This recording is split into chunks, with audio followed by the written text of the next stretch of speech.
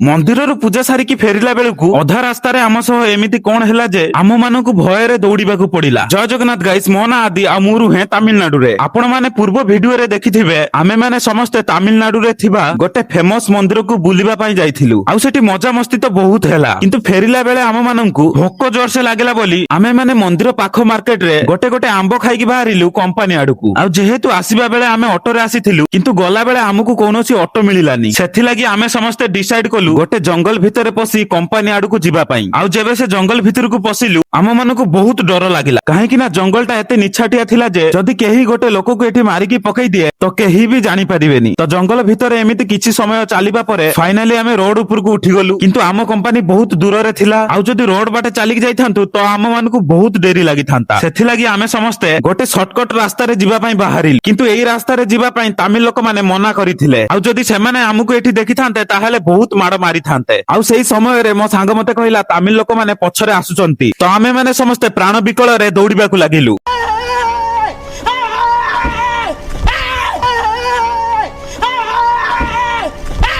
ଭାଇ ମାନେ ଡର ତ ବହୁତ ଲାଗିଲା, କିନ୍ତୁ ମଜା ବି ବହୁତ ଆସିଲା। ତ ତାପରେ ଆସିକି ପହଞ୍ଚି ଗଲୁ କମ୍ପାନୀ ରାସ୍ତା ପାଖରେ। ଆଉ ଖରାରେ ଦୌଡି ଦୌଡି ହାଲତ ଖରାପ ହେଇଯାଇଥିଲା। ତ ଆମେ ମାନେ ସମସ୍ତେ ବେକେରୀରୁ ପେଟ ପୂଜା କରିସାରି ପଇସା ପେ କରିକି ବାହାରି ଗଲୁ କମ୍ପାନୀ ଆଡକୁ। ଆଉ ଏମିତି ମଜାଦାର ଭ୍ଲଗ ଯଦି ଆପଣ ମାନେ ଦେଖିବା ପାଇଁ ଚାହାନ୍ତି ମତେ ଫଲୋ କରି ରଖନ୍ତୁ। ତ ଦେଖାହବା ଆଉ ଗୋଟେ ଭିଡିଓରେ। ତ ରହିଲି ଗାଇସ୍, ଜୟ ଜଗନ୍ନାଥ।